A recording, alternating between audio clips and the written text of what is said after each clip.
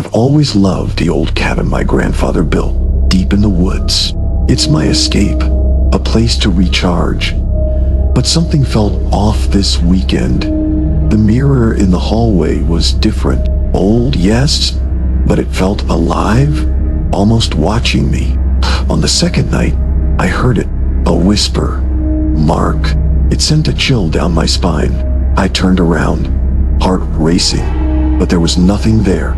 Shaking it off, I felt the mirror. I crept closer, my breath hitching. When I looked in, I saw my own reflection, but something moved behind me, a dark figure, its face obscured but its eyes. They glinted with something sinister. I stumbled back, knocking over a chair. It's just your imagination, I muttered. But the voice came again, louder. Mark. I was at home in the city, preparing for our weekend at the cabin. Mark had mentioned strange things before, but I brushed it off. But as I packed, my phone buzzed. It was a message from him which read, "I think something's wrong here." My stomach dropped. "Mark, what's wrong?" I typed back, but he didn't respond.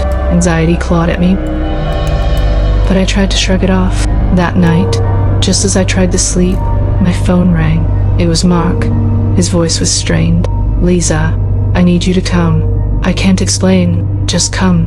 "Mark, what's going on?" But he hung up, and my heart raced. Ignoring every instinct, I grabbed my keys and drove into the dark, dread pooling in my gut. The chill in the room intensified as I turned back to the mirror. The figure was closer now, its mouth moving silently. "What do you want?" I shouted, desperation spilling from me. Suddenly, the air shattered with a crack.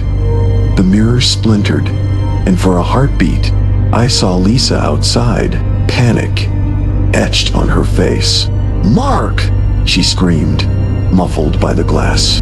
"Get out of there!" The figure lunged at me, cold fingers inches away. I could feel its breath on my neck. I parked and rushed into the cabin, my heart racing. "Mark," I called, but the silence was suffocating. Shadows pressed in around me. I spotted the mirror, its shards reflecting my fear. "Mark, where are you?" I shouted, but no response. The hairs on my neck stood up as I stepped closer to the glass.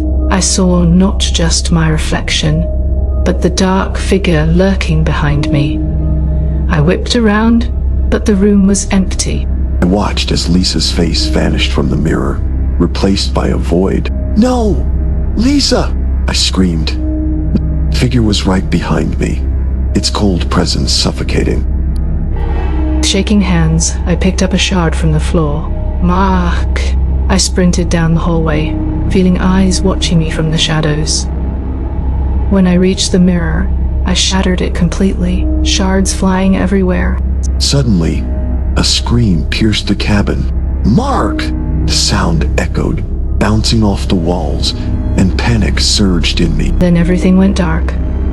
I found myself trapped in the reflection, staring back at Mark, who stood behind the mirror, eyes wide with terror. In that instant, the figure lunged, and silence enveloped us.